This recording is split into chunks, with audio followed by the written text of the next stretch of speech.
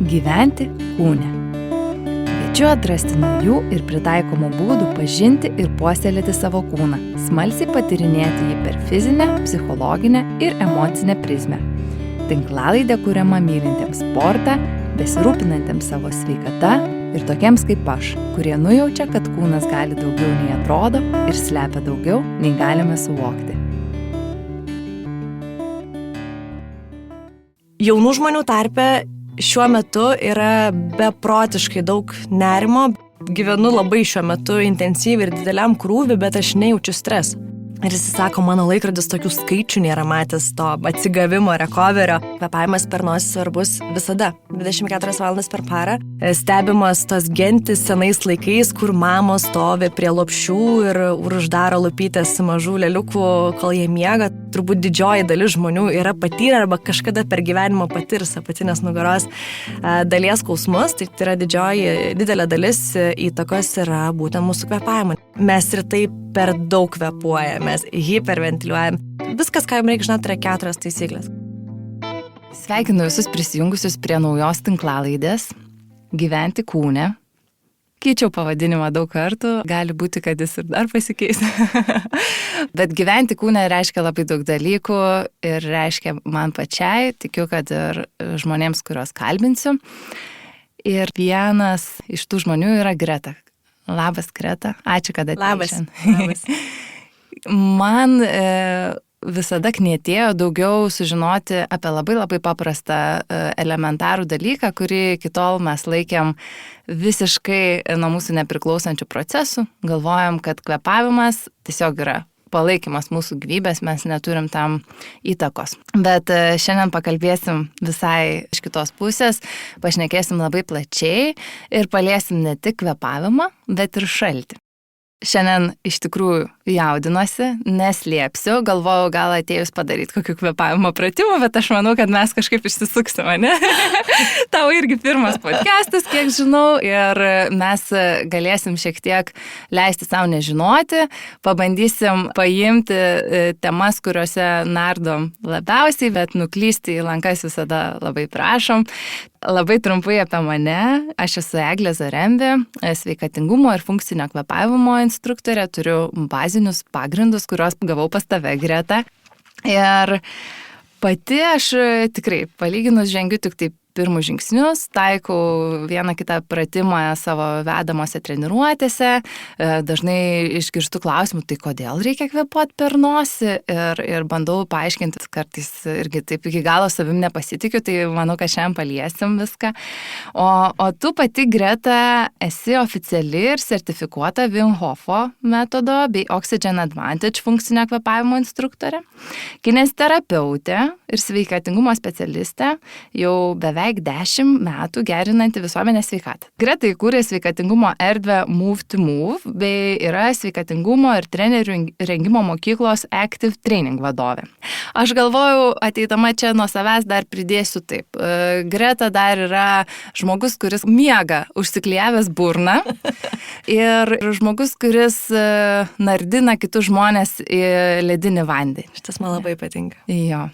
Vis stebiu tave ir pavydžiu, nes matau, kiek naujų patirčių atnešė kitiem gyvenimą ir tikiuosi aš irgi kažkada prie to prisiliesti ir pabandyti panardinti ir save į tą ledinį vandenį. Besiruošiant mūsų šitam pokalbiui, atradau laiko perskaityti James Nestor knygą Kvėpavimas ir mes abi turim dabar po tokią knygą ant stalo, nesusitarusias visiškai. Jinai yra parašyta gan populiariu tokiu būdu, nėra per daug mokslinė, bet ten tiek daug visokiausių minčių ir tiek daug tyrimų situacijų, kad man tiesiog sproginėjo smegenys skaitant ir aš kažkaip pradėjau galvoti, kad kvėpavimas yra kažkokia panacėja. Man dažnai taip gyvenime pradeda atrodyti, kad kažkoks dalykas yra visų ligų gydymas ir kad kažkas turi veikti 100% visiems mano aplinkos žmonėm, kažko labai užsispiriu ir pradedu tikėti. Ir šį kartą skaitydama knygą irgi galvoju, Eglė, nusiramink. Gal čia pervertinama, aš norėsiu pasitikrinti šiandien su tavim tą realybę, bet ten paminėta ta pirma mintis, kad kvėpavimas visgi yra nuo mūsų priklausanti funkcija ir kad tai yra galimybė, tai yra vaistas nuo lėtinių ligų, nuo nugaros skausmo, nuo nemigos, nuo depresijos, nuo nerimo, nuo tiek daug dalykų, kuriuos mes patiriam ir kuriuos bandom gydyti kažkokiais pratimais, vaistais ir kitais metodais, o kvėpavimas yra toks pasiekiamas įrankis, toks nemokamas, kad labiau nemokamo negali būti, ne? Norėjau pasakyti taip. Ir jis yra pasiekiamas šią minutę, čia tau nereikia nieko, nereikia kilimėlio, nereikia būti vienam. Tu gali tiesiog kvėpuoti troleibuse, gali kvėpuoti visur. Ir šią akimirką netgi, jeigu jau baisiai jaudinčios, aš galėčiau ten tą 4, 7, 8 ar dėžutės kvėpavimą padaryti. Ir kad taip labai toli jau ten nenuklysti, aš galvoju, pradėkim nuo tos pradžios, kodėl tu pati į tą kvėpavimą atėjai. Ir baigi kinesterapiją, dirbi su sveikatingumu, ar neužteko tų kinesterapinių įrankių, kad padėti žmonėm? Ja, tu jau daug atsakai su savo intro į visus tos mano klausimus, bet su kinesterapija tai buvo labai įdomu, nes šiaip man buvo labai įdomu mokytis kinesterapijos, aš jos mokiausi Lietuvoje ir tuo metu atrodė, kad aš daug žinių gaunu ir galiu greit pritaikyti, bet paskui, kai susidūriau praktikoje ir realiai mokydamasi, aš neturėjau nei vieno kurso, nei vieno modulio, nei vienos valandos skirtos apie kvėpavimą. Kvėpavimas yra judėjimo pagrindas, aš mokiausi apie gydymą judesiu ir neturėjau nieko apie diafragmą, nieko apie tiesiog esminį, paprastą, banalų mūsų kvėpavimą. Ten kiek anatomijai pasimokė ir tiek žinių.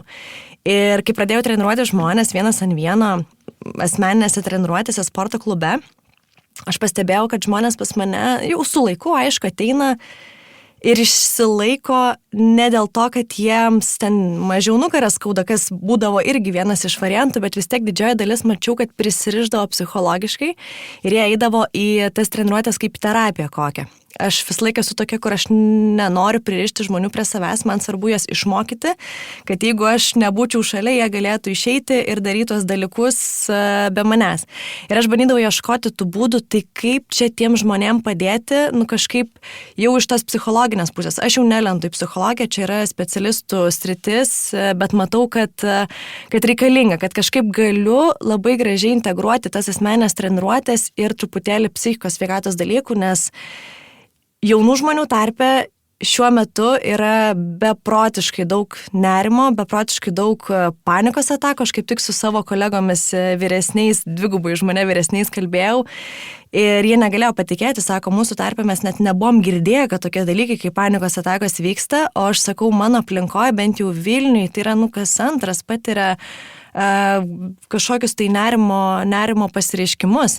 Ir kažkaip man natūraliai labai atėjo tas kvėpavimas, iš pradžių vyras apie Wim Hofą dar iki karantino užsiminė Wim Hof metodą, aš ten pradėjau knaisiotis giliau, tada metodas yra metodas, man knietėjo sužinoti pačius pagrindus, tada pradėjau giliau domėtis į kvėpavimo pagrindus ir pamačiau, kad čia gali būti tas dalykas, labai gražiai integruojamas į treniruotės ir kartu labai labai stipriai prisidedantis prie žmonių psichinės sveikatos gerovės ir iki šiol jau šiuo metu treniruočių nebevedu, bet matau mano klientai vis kokias nors pasileidžia kvėpavimo praktikas, ten sako, dėžutės kvėpavimą darau čia, kai stresuoja ar kažkas ir taiko sėkmingai ir mažina tą nerimą ir paskui gyvenime geba priimti sėkmingesnius, geresnius sprendimus vien dėl to, kad tiesiog yra stabilesni.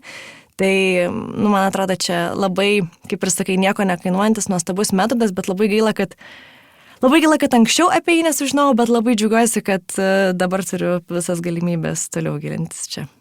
O ar poreikis ir noras palaikyti žmonių psichinę sveikatą atsirado konkrečiai dėl žmonių ar pirmiausia dėl savęs? Nes aš pati, eidama į sportą, supratau, kad vienas iš dalykų, kad aš visada sportuočiau, aš turiu tą perduoti. Tai turi būti mano darbas, nes tam tikrus dalykus gyvenime taikyti yra daug lengviau, jeigu jie yra tavo didelė gyvenimo dalis. Tai man tikrai daug lengviau gyventi sportu, dirbant šitoj srity. Tai vat kaip tau su kvėpavimu, ar tai buvo tavo toks irgi kažkoks įrankis pačiai savo padėti?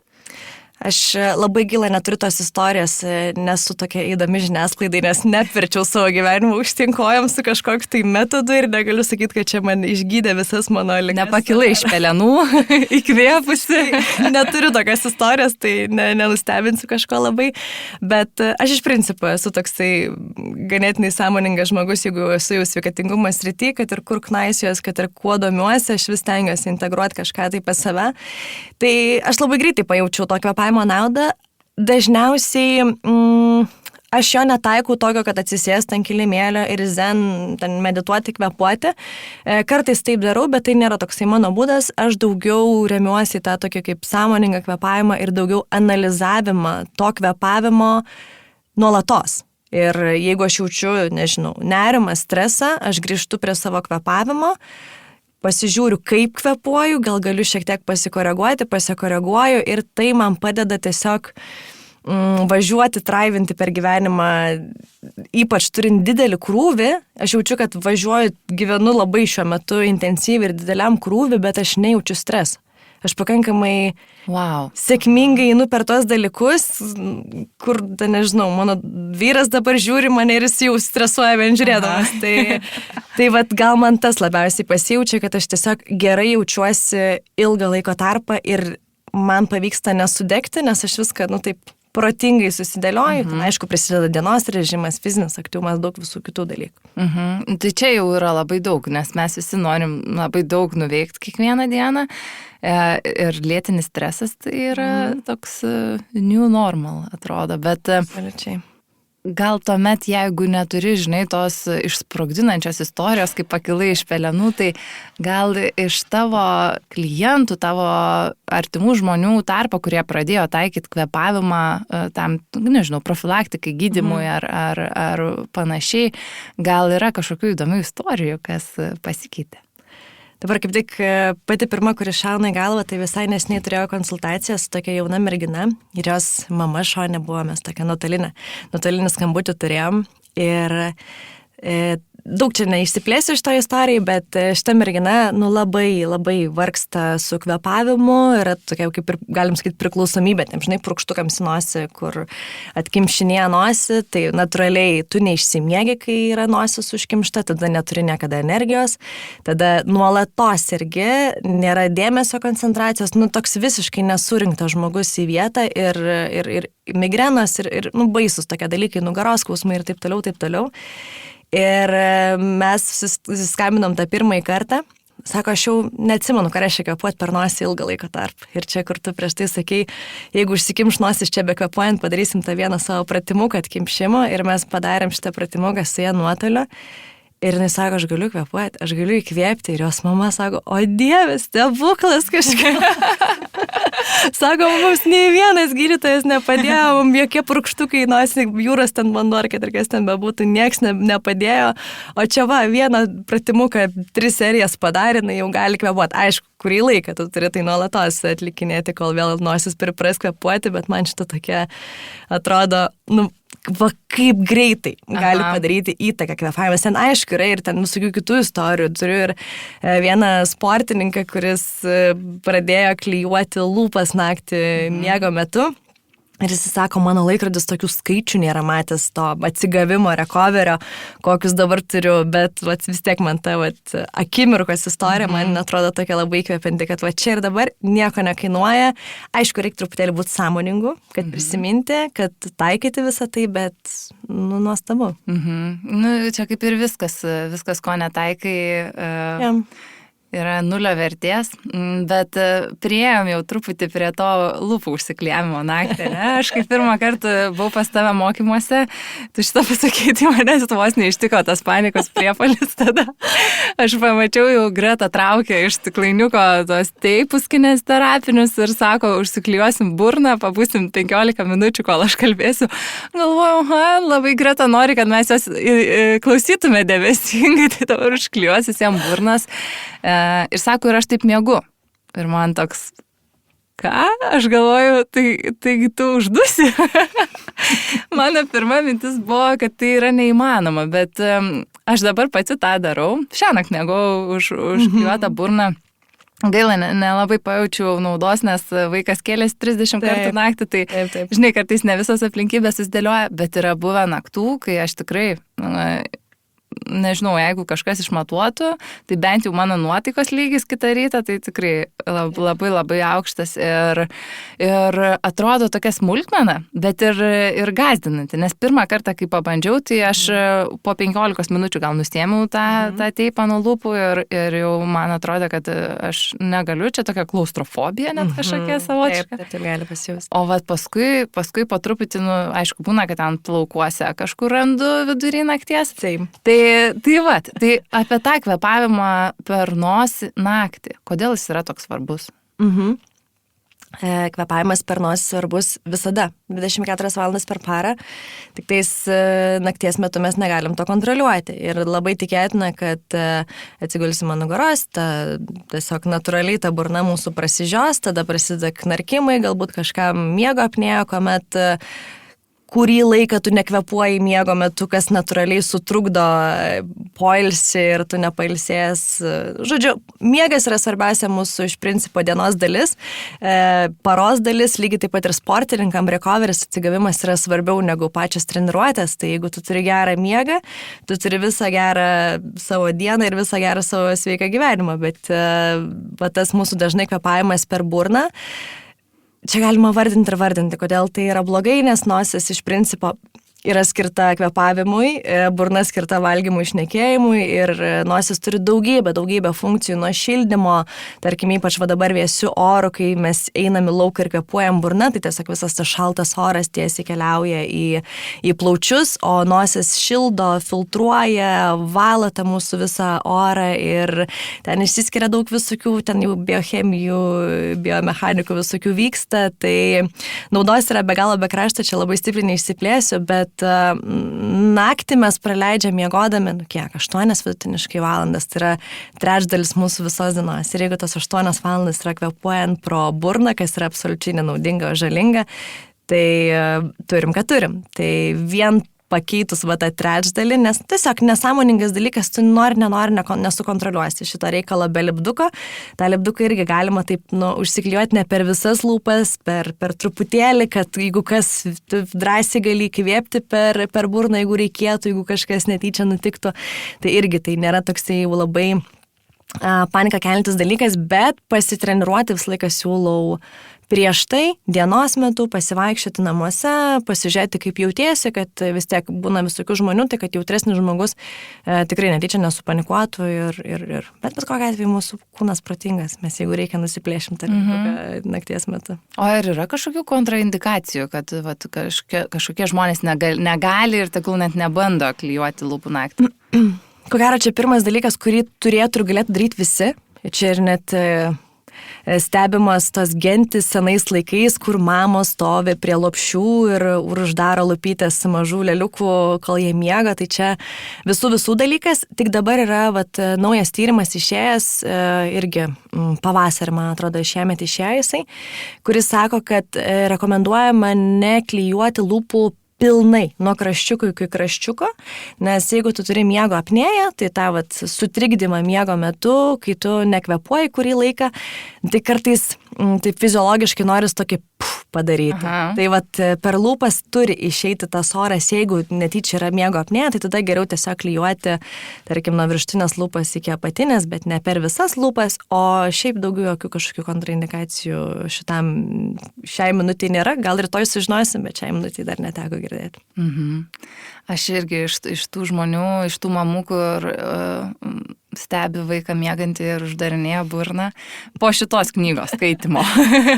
Iki tol nebuvau ramiai miegodavau, bet dabar labai daug, labai neduoda ramybės. Tam tikri dalykai ir vyrui pasakiau, sakau, ir tu kvėpuoji per burną, sakau, užsičiaupk. Taip. Bet labai, labai paprastas vaistas iš tikrųjų ir tikrai galima labai lengvai spręsti. O apie tas naudas, kad parduoti šitą pokalbį, kad iš tikrųjų žmonės patikėtų, duoti jam kažkokį pažadą, ką tas kvėpavimas per nosį duoda, ką tai gali pakeisti. Kaip tik mano vyras čia ilgą laiką burbuliavo, jis supranta kvėpavimo naudą, bet vis tiek jis iki praeina pro šoną, aš vis laiką jam pasakau, uždaryk burną, nu tai vis tiek erzina. Tai kaip tik visai neseniai prieš savaitę laikas gal pasakė, žinai, man vis dėlto tikrai padeda tas kvėpavimas, aš jaučiu tą stresą sumažėjusi, jaučiu tą dėmesio koncentraciją, bet jeigu taip nuo pat pradžių pažiūrėti, kaip veikia iš principo tas kvėpavimas pro nosį ir bendrai funkcinis kvėpavimas, ten jau gal paskui truputėlį apsitarsime apie tai, bet kvėpavimas pro nosį visų pirma padeda mums mūsų deguoniai patekti į ląstelę, nes mes to deguonies turim pilna, jeigu ten pasižiūrėsim su pulsoksometru, tai to deguonies bus ten beveik 100% kraujyje, bet nebūtinai tas deguonis nukeliauja į ląstelę. Nes, čia jau prasideda biochemija, aš nenoriu labai apsunkinti šito podcast'o.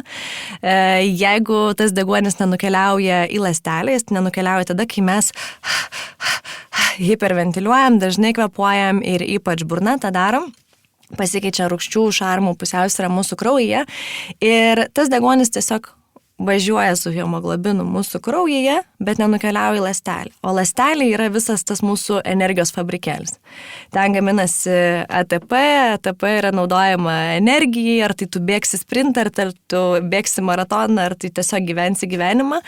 Tai tau tos energijos bet kam reikės ir mes turbūt daugelis jaučiamės kažkokie po nakties miego neišsimiegoję, nuolatos pavargę, per pietus reikia eiti pamiegoti, tai tas energijos stygius būtent atsiliepia į tai, kad mūsų tos ląstelės net nėra aprūpintos deguonimi, o kai mes esam nuolatos pavargę, mes einam tiesiai į ligas.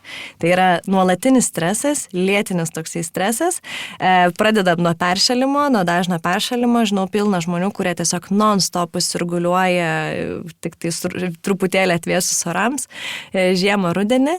Ir po to prasideda natūraliai, kai kūnas išsenka, tu nuolatos gauni to streso lėtinio, atsiranda įvairios lėtinės ligos. Tai nuo visokių uždegiminių ligų, autoimuninių ligų, ten jau mes einam į vėžinius susirgimus ir ką tik tais nori. Tai nesakau, kad čia kaip sakai panacėja ir viską išgydys, bet kvėpavimas labai labai nesudėtingai ir puikiai integruojamas į bet kokias kitas sritis. Tai yra, kaip sakai, miegą, į judėjimą, bet kur tu gali tą kvėpavimą atlikti, tai neturi būti, kad valandą laiko sėdžiu ant kilimėlio ir darau kažkokius pratimus. Tai iš visiškai laiko neužimantis dalykas, puikiai integruojamas į kitus dalykus ir labai labai prisidedantis prie kitų sistemų veiklos. Ta pati, pavyzdžiui, apatinės nugaros dalis, apatinės juosmens skausmai, kur turbūt didžioji dalis žmonių yra patyrę arba kažkada per gyvenimą patirs apatinės nugaros dalies skausmus, tai yra didelė dalis įtakos yra būtent mūsų kvėpavimo, nes diafragma yra tiesiogiai sujungta, susijusi su mūsų juosmeniu. Tai, žodžiu, čia be galo be krašto. Aš dar vakar kaip tik perskaičiau mintį, kad vėžiniai susirgymai tarpsta ten, kur yra deguonies stygius, o jeigu į organus nepatenka tas deguonis, nes mes negebam jo paleisti iš kraujo, tai kaip ir labai make sense tada. Ir bet ką pažiūrėsi, kodėl ten plaukai lūžinėjo, oda net netokia graži, kokia norėtųsi, kad būtų. Čia gali, viskam reikia energijos. Regeneracijai, mūsų odos regeneracijai, mūsų kokiai kaulų regeneracijai, traumų gyjimui ir prevencijai. Viskam reikia energijos, kai tos energijos nėra ląstelėse, tai nevyksta dalykai. Tai paskui prasideda visokios ten, žinai, žvynelinės ir alergijos. Mes visi tokie alergiški viskam pasidarėm, tokie jautrus viskam. Tai... Ir vienas toks paradoksalus, skamba paradoksaliai dalykas, kad mes turim kūne per daug deguonies, per mažai anglies dvideginio, taip? Kaip čia yra, kad net skaičiau, kad dabar gal šiuo metu nežinau, ar tai naudojama, bet dar praeitam amžiui buvo anglies dvideginio, taip, terapijos, kai duodavo jo pakvepuoti tam, kad išgydyti tam tikras ligas, mes dabar tai turim deguonės terapijas, ne? Taip. O tai ką apie tai manai, ar čia vienas kitam neprieštaraujantis dalykai? Deguonies tai turbūt yra tiek, kiek yra, bet mes ką tik pašnekėjom, kad mažai to deguonies, dėl to ląstelėse pačiose kraujyje, tai viskas tvarkoj. Bet kalbant apie anglies dioksidą, tai taip, tai mes kažkaip mokyklai buvo mokomi, kad čia yra išmetamos dujos, jos yra nereikalingos atliekos ir tu jas išputi, iškvėpdamas ir tiek žinių, ir tam paskui medžiai pasiema visą šitą medžiagą, bet iš tikrųjų tai mums yra labai svarbi pusiausvyra tų dujų, tai mūsų kūne turi būti natūrali graži pusiausvyra, o ką mes dažniausiai matom, tai jeigu taip pat kažkokį praeivį, dabar gatvėje Vilniuje susistabdysi, tai labai tikėtina, kad kažkur skubės, kažkur bėgs, kažkur bus stresas ir jisai kvėpuos. Kai tu kvėpuoji greitai, kai tu, sakau, tą hiperventiliaciją atlieki ir dar jeigu per burną, jeigu tai paprastai tariant, mes iškvėpuojam anglies dioksidą. Tas iškvėpuotas anglies dioksidas, ką ir prieš tai minėjau, keičia mūsų rūgščių ir šarmų pusiausvyrą. Ir kai kinta mūsų ta rūgščių ir šarmų pusiausvyrą, vėl aš grįžtu prie to paties, kad atsiranda stygius deguonies. Čia toksai visiškai paradoksas. Deguonies yra pakankamai, bet jeigu yra nepakankamai anglies dioksido, pritrūksta deguonies ląstelėse. Tai kaip ir viskas, kūne turi būti pusiausvyrai, negali būti ekstremumum niekur. Mes negalim turėti nei per daug anglies dioksido, nes tai irgi nuodinga, nei deguonies per mažai, per daug. Tai visko turi būti pusiausvyra, tai lygiai tas pats ir čia. O dar kalbant apie kvėpavimo praktikas, aš kažkada pastebėjau, jog įkėlė istoriją, kvietėjai savo kvėpavimo užsiėmimą ir paminėjai, kad tai yra ne ezoterika. Tai ar žmonės vis dar tapatina kvėpavimą su ezoterika, ar mes tiesiog kažkaip Lietuvoje turim tos tokios ezoterikos susijusios su kvėpavimu paklausos ir pasiūlos, kaip čia yra, kad reikėjo, atėjo mintis net tai pabrėžti.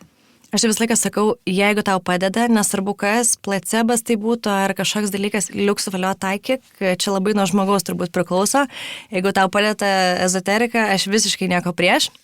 Aš daugiau turbūt kreipiuosi, mano auditorija turbūt yra daugiau vakariečiai, o vakariečiai yra tie žmonės, kuriems reikia įrodymų, jiems reikia mokslinių tyrimų. Tiesiog yra, ir aš jų nekaltinu, nes yra labai normalus dalykas, jie kiekvieną dieną mato aplinkui pasiūlymų kažką pirkti, kažką išbandyti, kažką, tai viskas, visa galva zuja aplinkui tik tais nusipirka nors. Ir tas kvėpavimas irgi natūraliai ateina į jų akiratį maždaug kaip produktas. Kaip produktas, dar kažkokia viena čia praktika, kažkokiam velniam išvaryti.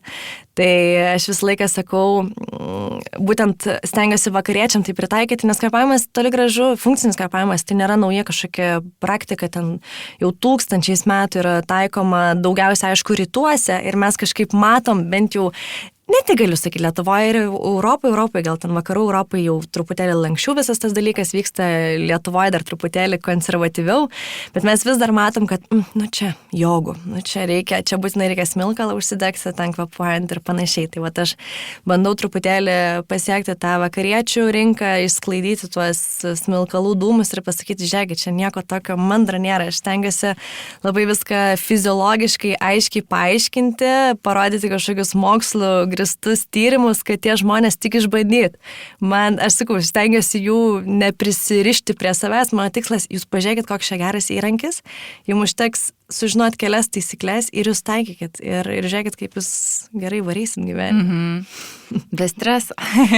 Gal kažkiek bus, bet mokėsi jį kontroliuoti. Taip, o aš atsimenu prieš kokius, nežinau, gal 8 metus turėjau tokią patirtį pirmą prisilietimą prie kvėpavimo nuėjau į rebefingo sesiją.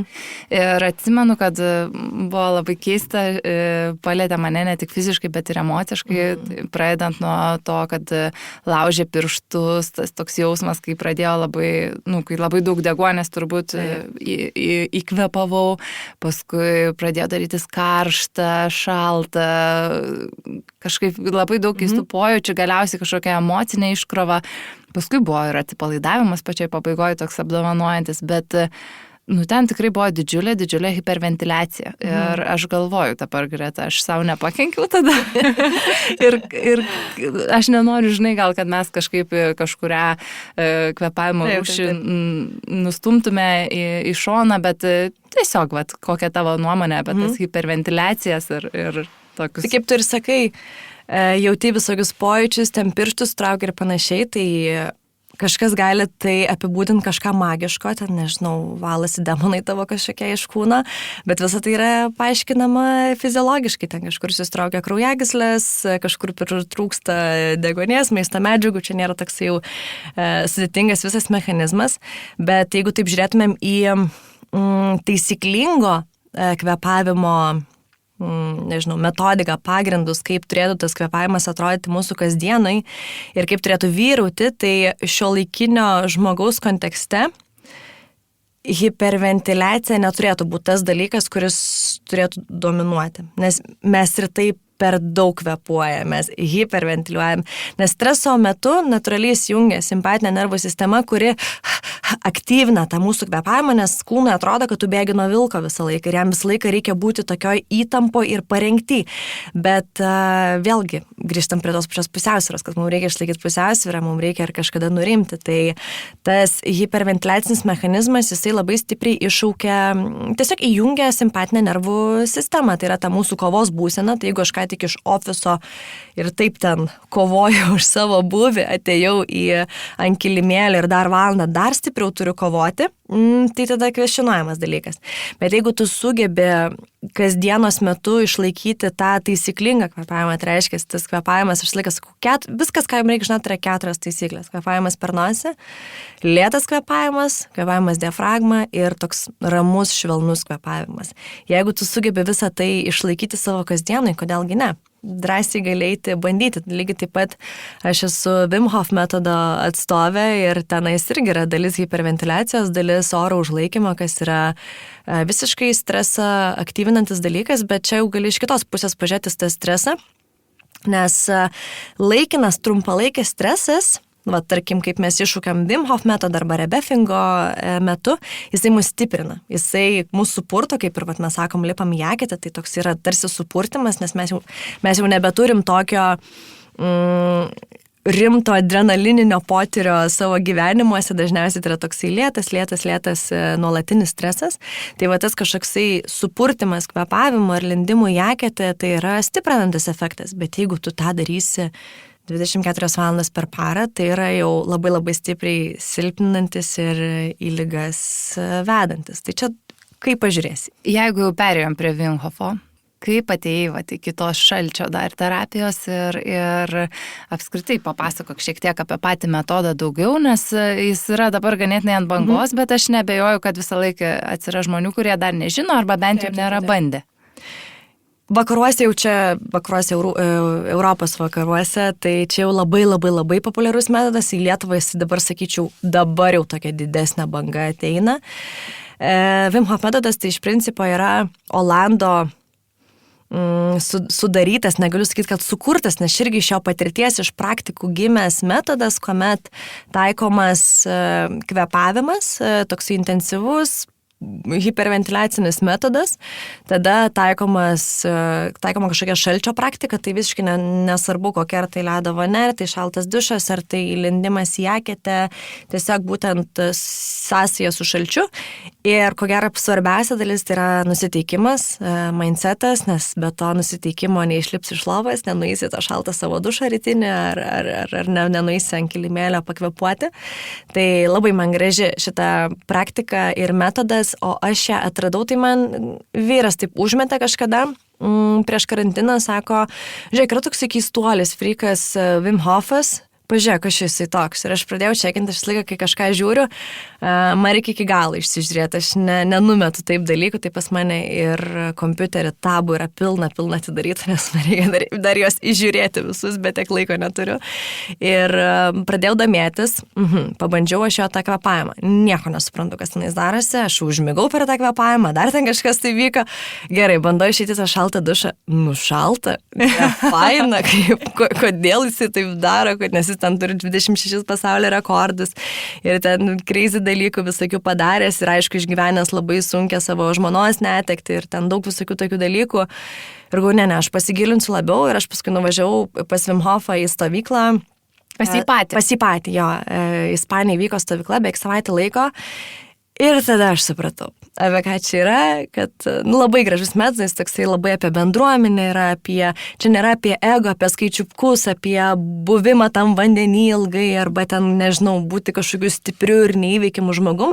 Čia kaip tik yra apie mūsų gal net silpnasias pusės ir leidimą savo išbandyti, pabūti, išbūti, nes mes lendam į tas pačias eketes, ne, kaip sakau, ne rusiškuoju būdu, ne kad įlendu ir išlendu, o mes lendam ir stengiamės ten nurimti, atsipalaiduoti, kaip Vimas sako, find comfort in discomfort. Tai labai man gražus toksai metodas, tai here I am, dabar aš čia instruktauju. O kaip pati dažnai lendi į šaltą vandenį? Šiaip kasdieną lendu į šaltą dušą, tai to pilnai pakanka, jeigu nori pasimti tos visus benefitus būtent šalto vandens. O į eketę kokią tenais va dabar kaip tik atvėsi yra, tai labai priklauso turbūt nuo galimybių. Jeigu yra galimybė, tai kartą per savaitę nuvažiuoju, nes aš taip tolėliau gyvenu nuo vandens telkinių, bet kažkaip neįpareigoju savęs. Bet aišku, čia kaip ir bet kur reguliarumas is the key, tai kuo reguliariau, kaip sakai, kad ir užbaigti savo dušą, padaryti į kontrastinių, užbaigti šaltų, čia yra jau geras labai startas. Aš atsimenu, kai pati pirmą kartą išgirdau apie Wim Hofą, tai buvo kažkuria mano darbe, turbūt pakviestas Wim Hofo instruktorius, ir jisai sako, padarysim tą kvėpavimą ir tada prieš jį ir po jo darysim atsispaudimus ir pasižiūrėsim, ar skiriasi. Tai čia toks kažkoks namudinis eksperimentas, patikrint kažkokią tą tarsi tokią naudą. Ir aš dabar neseniai visai jį prisiminiau ir galvoju, padarysiu. Tai aš, pusantro karto tiek atsispaudimų padariau, kiek įprastai padarau ir galvoju, čia gerai. Aš laiką šitą workshopose savo irgi duodu, labai faina žmonėm sėdi, akis išsprogdina, sako, aš iš vis nepadariau atsispaudimo, o dabar ten, nežinau, 10. Tai čia toks labai lengvas eksperimentas, jeigu kas klausot irgi galėsit pabandyti. O apie tą šalčio naudą, kaip jinai mus sustiprina? Mesgi bijom šalčio, ne? Visą laiką sakom, uždaryk langą, nemiegok prie atviro lango, užsidėk kepurę, apsimauk ilgas kojines, ne, kad nebūtų tos kojos plikos, o kaip jis mus veikia teigiamai. Ja, čia gerai pasakei, kad tas visą laiką apsirengimas, aš visai neseniai turėjau tokį mini renginuką senjorą Avilyje, ten toksai bendruomenė senjorų, jie turėjo gražų ten renginį ir aš buvau viena iš tų dalių, kur jie ateidavo, ten turėjom tokius dubenis sukrautus su ledukais. Ir jie taip ateidavo, pasižiūrėdavo, nusikratydavo ir išeidavo. Ir tada vis tiek grįždavo, dar kišdavo nosį, vėl nueidavo kažkur. Tada galiausiai vis tiek ateidavo, sustodavo, pamatydavo, kad kažkoks jau senjoras įmerkęs tas rankas ar kojas yra į tą dubenį. Ir jau moteris jau pradėdavo ir veidus ten kišti, kad žodžiu terapija, ten jaunėjimo eleksyras ir dar kažkas. Tai tai mūsų rankos, kojos, dažniausiai ką mes pajaučiam, tai linkusios šalti. Ir vien dėl to, nes mes neturim šalčio savo aplinkoje, mes nebepatiriam niekada šalčio, viskas yra gerai su to komfortu, džiaukimės, mylėkim jį, kad iki tokio taško atkeliavam, bet reikia prisiminti, kad mūsų kūnas, čia jau net 3 kartą kartoju, reikalauja balanso visame kame. Ir tas rankų kojų, pavyzdžiui, merkimas man yra tokia labai labai gera praktika, tarp kitko netgi sunkesnė negu visų kūnų įlysti į kažkokią vilnelę ar ledo vonę ar kažkur tai, nes tu pajauti, kaip stipriai tenais dirba tavo kraujas kraujagyslės ir, pavyzdžiui, kai yra pratusios visą laiką būti šiltai, pirštinės, kojinės, vilnonės, visą laiką ten šildomas grindis ir panašiai. Ir kai tau reikia įdėti tas rankas į dubenį ir tu matai, kad nelabai išeina, nes labai jautru ir skauda ir paskui sakau, tai čia gal tavo labiausiai šalanti vieta apskritai yra, sako, jo, iš kur žinai, nes skauda. Ekstrasensė. Taip. Ir paskui žmonės pradeda taikyti tas dubenų su ledukais praktikas namuose, tai užtenka tiesiog reguliariai tą savaitę, 2 pataikyti ir sako, man nebešala galūnės. Tai čia tokia viena iš benefitų.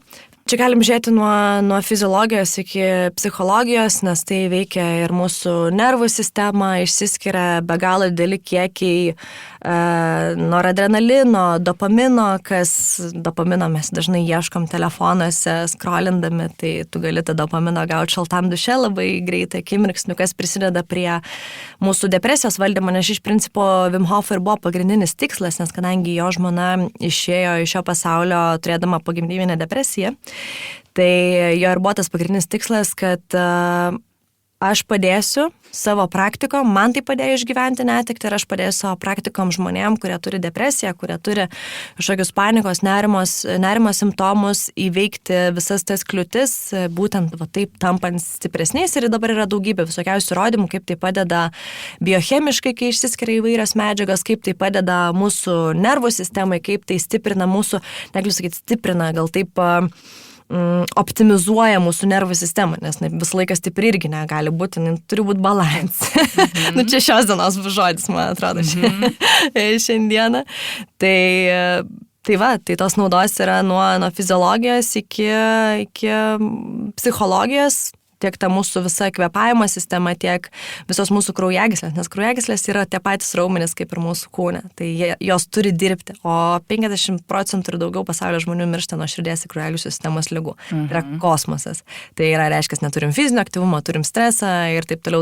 Tai va čia yra vienas iš būdų truputėlį išjudinti tas kraujagyslės, leisti joms susitraukti ir paskui natūraliai vėl išsiplėsti, kad jos darytų darbą, nes jos turi varinėti kraują. O dar visai neseniai išgirdau, kad tas šaltis kenkia vyrams, tai visai lytiniai funkcijai, prostatai, kuri paskui būna ateityje tikrai labai tokia dažna bėda.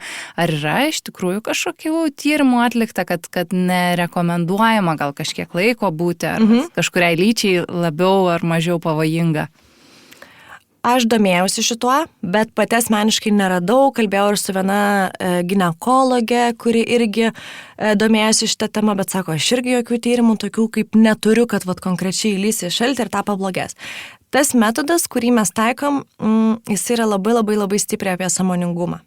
Ir aš visą laiką sakau, yra labai smagu lysti grupiai į tą šaltį, bet jeigu ten, tarkim, yra labiau pažengę, kurie labiau gali išgirsti savo kūną, tu ateini toks žaliukas pas juos ir iššoki tą vandenį ir neišjauti savo kūno, nes jisai gali tau sakyti, kad gal jau užteks.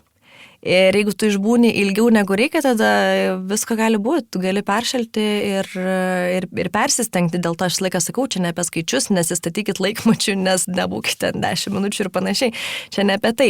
Bet jeigu tu būsi iki tol, kol girdi savo kūną, kol girdi savo mintis ir supranti, kas vyksta su tavo kūnu, tada viskas yra truko. Aišku, kas dabar manęs klauso ir nėra bandę įlysti tą ledą, sakys, nesąmonės, čia šneki, bet kai tu būni tame lede, tame šaltyje, tai yra kelios sekundės, kelios minutės tos akimirkos, kai tu apie nieką kitą negalvoji, tik apie save, tu būni tik čia ir dabar, tai yra vienintelis tas laikas, kai tu gali grįžti į save ir būtent tada labai svarbu yra susikaupti ir būti čia ir dabar. Tai kalbant apie vyrus, apie prostatą ir panašiai, tai vis dėlto yra stresorius. Tai lygiai taip pat kaip ir karštyje išsiplečia kraujagyslės, šaltyje susitraukia kraujagyslės, tai tarkim tas pats lindimas į pirtį, paskui į eketę, tai va čia jau yra didelis ekstremumas, nes ką tik pirty tavo kraujagyslės išsiplėtė, tu lendi į eketę, jos susitraukia. Tai jeigu tu jauti, kad tu turi kažkokią tai silpnąją vietą, tai aš tau siūlyčiau arba vieną daryti, arba kitą daryti, nes abudus tai čia tikrai yra ekstremalu, kaip ir su tom pačiom širdies ligom, kur žmonės turi. Tai nerekomenduočiau daryti ir pirties, ir tarkime, eketės. Bet jeigu tu ateini į šaltį nesukaitęs, dėl to mes vis laik ir sakom, kai lendam į vandenį, mes nedarom apšilimų. Mes nusirengiam ir leidžiam net kaip tik savo kūnui truputėlį atvėsti ore, tada kraujagyslės jau pradeda užsitraukinėti ir tu eini į tą vandenį, jos pilnai susitraukia, grįžti iš vandens, tada sušilimas geras, nes čia daug visokių niuansų. Jeigu tu tada nesušyli, tada jau visko gali prasidėti. Tai išlipus iš vandens, sušilimas geras ir tada viskas turėtų būti sklandu. Jeigu kažkur tai pakibaitės kažkurio momentu, tada visko gali nutikti. Dėl to aš ir sakau, kad jeigu praktikuojate šitą dalyką, pradėkit su patyrusiais, ar taip nueikit pas instruktorių, išsiaiškinkit visus šitus niuansus, just in case. Saugumas vis laiką pirmoje vietoje. Dar apie patį kvėpavimą. Yra labai paprastų būdų, kaip galima savo kiekvieną dieną padėti kvėpavimu, neturint labai daug žinių. Vienas iš dalykų tiesiog stengtis kvėpuoti per nosį, super paprasta, nereikalauja jokio pasiruošimo. Kas dar? Gal yra kažkokių labai tokių elementarių pratimų, kurios vieną, du dabar galėtum paminėti ir žmonės, kurie nėra to pabandę, galbūt iškart pajaustų kažkokiam. Aš tokį nuėjimą padarysiu nuo ledo iki streso valdymo. Tai turbūt pagrindinis toksai gal mitas, kurį žmonės dažniausiai galvoja ir taiko, kad pavyzdžiui, ruošiasi kažkokiam pristatymui, varžybom, kažkokiam svarbiam savo momentui, kur reikia tau nurimti, susikoncentruoti, tie žmonės tada taip giliai įkvepia. Tai tas gilus įkvėpimas, jis priešingai, jis mūsų aktyvina, jis įjungia mūsų simpatinę nervų sistemą, tai reiškia, mūsų užsiveda visas mechanizmas, kraujospūdis, pulsas, kvėpavimo dažnis padidėja ir mes, ruošiamės kovai.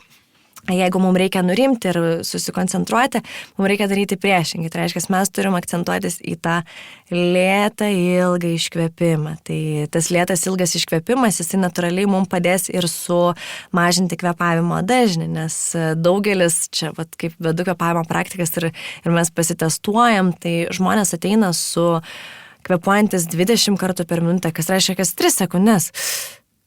Tai yra beprotiškai greitas kvėpavimo tempas. Tai leidu savo propaguoti, praktikuoti ilgą lėtą iškvėpimą, tu natūraliai jungi savo parasimpatinę nervų sistemą, tai yra atsipalaidavimo nervų sistema, kai visas kūnas nurimsta, tavo pulsas nukrenta ir tada tu gali savo pranešimus skaityti, į startą gerai sustartuoti ir panašiai.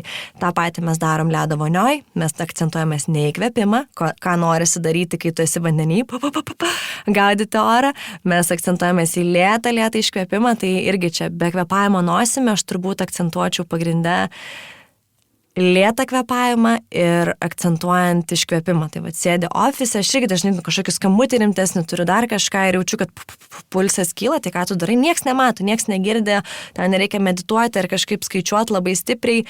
Tiesiog ilgas iškvėpimas ir čia sakyčiau toks būtų vienas iš pagrindinių tipsų, o po to jau ten galim žiūrėti, kvėpuoti diafragmą. Čia gal taip nuotoliu labai stipriai nepaaiškinsim, kaip kvėpuoti diafragmą arba kvėpuoti ramiai, švelniai, bet manau, šitie du kvėpavimas nosimi ir kvėpavimas lėtas su iškvėpimu turėtų būti tokie pagrindiniai, taikomi visų, nieko nekainuojantis, sakykit ir darykit.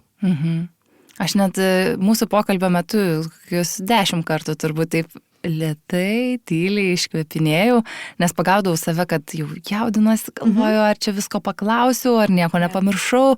Ir tada taip, Taip. tyliai, ramiai. Aš visą laiką prisimenu iš tavo mokymų, kad įsivaizduokit, kad turit plunksną prie nosės ir iškvėpkit taip, kad ta plunksna nesujudėtų, ne?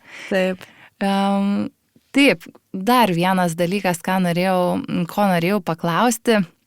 Kvėpavimas per dešinę ir kairę šnervę skirtingai veikia mūsų smegenis. Ir kvėpavimas per dešinę tarsi suaktyvina, jungia tą simpatinę nervų sistemą, šiek tiek gal daugiau loginį mąstymą, kalbą ir viską, kas smegenyse atsakinga už skaičius. O kvėpavimas per kairę šnervę parasimpatinę, atsipalaidavimą, poilsį ir panašiai. Ar tame yra tiesos ir ar tai irgi taikai? Aš pati netaikau, bet tame yra tiesos. Jeigu nepameluosiu, man atrodo, Hillary Clinton šitą metodą yra taikiusi savo gyvenime, kai buvo labai stresinis periodas jos politiniai karjerai. Tai šitas dalykas veikia, čia yra labai labai senas jogų metodas, kurį iki šiol visi jogai, man atrodo, taiko savo praktikose. Tai labai nesudėtinga, čia aš neparodysiu, kaip pieštukais tą padaryti, bet kodėlgi ne? Kažkaip man nėra tas mano, aš kaip ir norėjau paminėti, kad aš nesivaikau kažkokių skirtingų metodikų ar pratimukų, jos man gerai žinoti duodant žmonėm, žiūrint, ką jie mėgsta, kur jie krypsta maždaug, jos duoti žmonėm praktikuoti, bet ir tai duodu 1, 2, kad neapkrauti, užtenka tiesiog žinoti pagrindus, o mano pagrindinė mintis yra sekti savo kasdienį kvėpavimą, spėti sureguliuoti savo kasdienį kvėpavimą tam tikroje situacijoje ir man tai atrodo, tai yra nerealus įrankis. Aš paskutinį klausimą turbūt užduosiu, kad mūsų pokalbis būtų pakankamai trumpas, kad žmonės klausytų, čia kaip su tais pratimais, ne? Kuo mažiau, tuo didesnė tikimybė, kad kažkas darys. Tai kai nereiks 2 valandas klausyti laidos, tai gal iš tikrųjų kažkas išsineš naudą. Tai pakalbėjom apie knygą James Nestor kvėpavimas, kuri dabar, man atrodo, visur yra, visose prekybos centruose. Ar yra dar kažkokių knygų, kurias rekomenduotum perskaityti, kurios gal irgi kažkaip pakeitė tavo suvokimą ar praplėtė? Mano turbūt suvokimą visiškai pakeitė ta stovykla Wim Hofo, kur buvau nuvykusi, bet tiesiog turbūt dėl sutiktų žmonių, bendruomenės ir pačio tokios energijos vaibo tenais. O knygos daugiau jau papildė moksliškai. Man patiko ta pati Wim Hofo knyga, jinai tokiu pačiu principu parašyta labai labai lengva, labai tokia motyvuojanti, tu ją skaitai ir jau taip nori būti eketėjai beskaitant, bet šiaip jaučiu, kas norėtų giliau pasidomėti į įvairias kvėpavimo technikas ir gal žiūrint labiau į taisyklingą kvėpavimą, funkcinį kvėpavimą, dar giliau, dar moksliškiau, tai aš rekomenduočiau Oxygen Advantage knygas ir aš dabar pameluosiu, jeigu pasakysiu kažkokį pavadinimą, man ras taip ir vadinasi kažkaip Oxygen Advantage. Ir tenais viena yra tokia labai sudėtinga stora, kita yra lengvesnė ir čia man atrodo visiems, kurie nori pradėti kvėpavimo kelionę, ar tai instruktorius ar ne instruktorius, tai galėtų būti labai labai labai geras įrankis. Viską praktiškai paaiškinantis, fiziologiškai, moksliškai. Svarbiausia moksliškai, nes mūsų protui labai reikia. Vakariečiams tai, bet viskas gerai yra ir su rytiečių gyvenimu. Ir pabaigai, sakiau, kad laida vadinsis Gyventi kūne. Tai ką, Greta, tau reiškia gyventi kūne? Man gyventi kūne reiškia būti sąmoningu ir šitas turbūt sunkiausias dalykas būti čia ir dabar ir praktikuoti tai, practice what you preach, tai praktikuoti tas dalykus, bet vėlgi, kaip ir tavo buvo viena mintis, kad aplink yra daug ką praktikuoti, daug ką daryti, kaip ir sakai, meditacijos, kas tik tais nori, bet mes neturim tiek laiko savo gyvenime. Tai gyventi savo kūne tai reiškia judėti. Mes labai mažai judame, aišku, aš kaip fizinio aktyvumo specialistė kitaip ir negalėčiau pasakyti, bet kuo toliau to mes vis mažiau judam ir aš kai irgi truputėlį nukrypau nuo treniravimo, aš ruošiuosi visokiam paskaitom ir panašiai, tai dar mažiau judu, tai jaučiu, kaip tai daro įtaką tiek mūsų psichologiniai, tiek fiziniai sveikatai, tai judėjimas, mityba. Nereikia nieko, jokių mandrų dalykų iš tikrųjų nereikia. Bus labai nepopuliari, nes čia nieko nereikia radikaliai keisti, kažkokių dietų ir panašiai reikia tiesiog valgyti maistą normalų, juo mėgautis, juo džiaugtis. Aš laiką sakau, geriau kartais pavartoti kažką mažiau sveiko, bet be kaltės ir ta kalorija, ar kad ir kas ten nueis laiminga į tavo kūną ir neužsilaikys.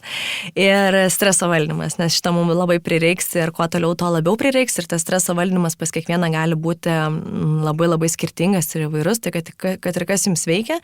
Man asmeniškai tai dienos režimas, mano miegas tai yra labai iščiustytas, ten užtamsinti langai ir kaip sakai, išvedinta viskas ir lūpas užklijuotas ir panašiai, bet aš niekur taip gerai neišsimiegu kaip namuose, o geras miegas man padeda traivinti visą kitą dieną. Tai jaučiu, kad čia būtų mano tas gyvenimas kūne, va tokie vat. Trys pagrindiniai dalykai. Tokie basikai, visiškai. Visiška bazė, nieko mandra nepasakysiu, bet kažkaip mes ieškom tas stebuklingos piliulės, kad greitai mums išspręstų visus dalykus, nes mums reikia greitai dirbti, daryti dalykus, bet čia iš tikrųjų mums tik reikia sustoti, man atrodo. Aš pritariu, iš tikrųjų patys paprasčiausi dalykai, bet tai, ką mes taikom. Tai gali žinoti krūvas, metodų, praktikų, teorijų, būdų, bet tik žinojimas nieko nepadeda. Bet mane pačią smalsumas visą laiką veda išbandyti kažką naujo, dėl to turbūt ir atsirado šitą laidą, nes aš labai noriu kalbinti žmonės, kurie visais įmanomais būdais prisiliečia prie kūno ir prie to kūno puoselėjimo, nes gyventi kūne yra ir savotiška atsakomybė, ne? Ir tai yra ir paprasta, elementaru, bet ir prisiėmimas atsakomybė už savo gyvenimą, už tai, kaip tu jausies, koks tu būsi žmogus, koks tu būsi savo ir kitiems. Turi labai gražią misiją. Taip. Tai labai labai ačiū tau, Greta, kad tu šiandien sutikai pakalbėti su manim, sutikai kepti tą pirmą blyną. Kiek ten bus prisvilęs, pasižiūrėsim, gal visai su uogienė sueis. Ir noriu tau palinkėti, nepamest savo misijos, nes jinai labai labai gražiai, jinai labai prasminga ir toliau tą visą visuomenę sveikatink. Ačiū. Ačiū tau visą. Tariu didelį ačiū, kad perklausei šią tinklalaidę ir noriu pakviesti prisidėti prie tolimesnių laidų kūrimo. Ta padaryti gali Contribui platformoje, kur rasi reikalingą paskyrą įvedę žodžius gyventi kūne.